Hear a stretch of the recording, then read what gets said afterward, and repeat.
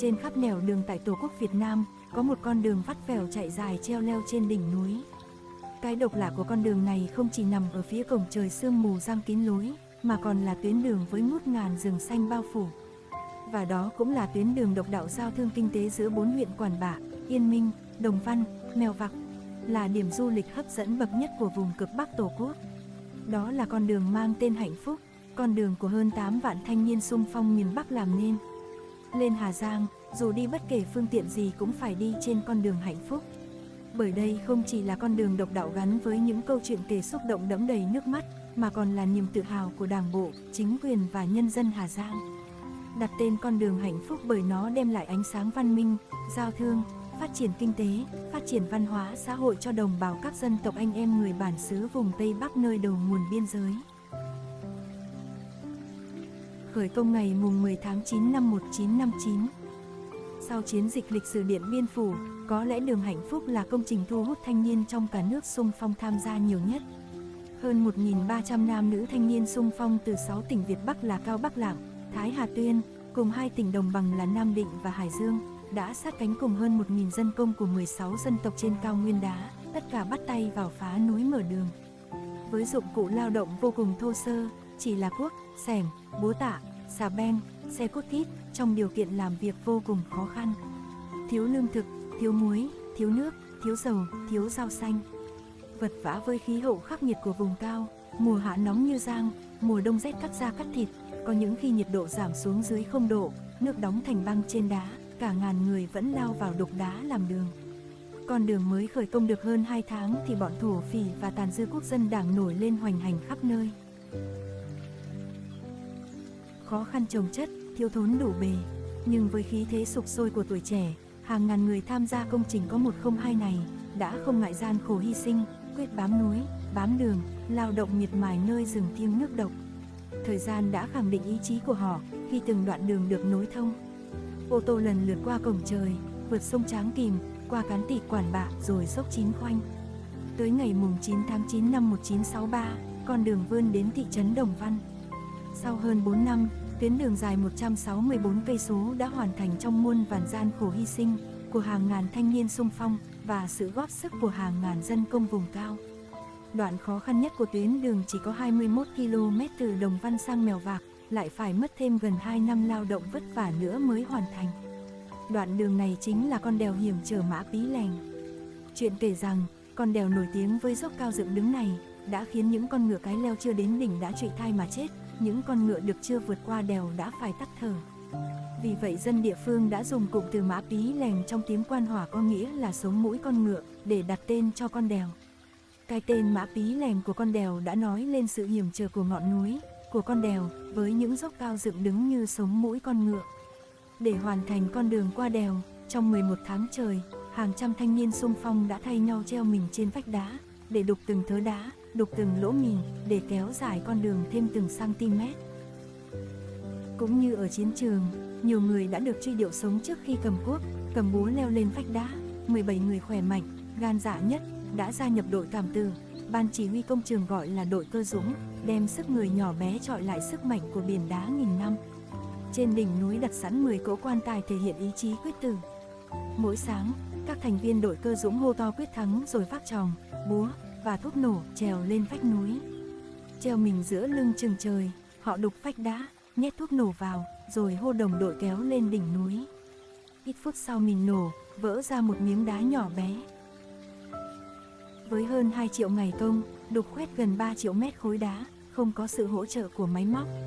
Chỉ bằng lao động thủ công với công cụ thô sơ, như cuốc, thuồng, búa, xà beng, trong sự quấy nhiễu của thổ phỉ và thiếu thốn mọi mặt về vật chất, làm sao những con người bình dị ấy có thể chiến thắng được cả một biển đá sừng sững như thế.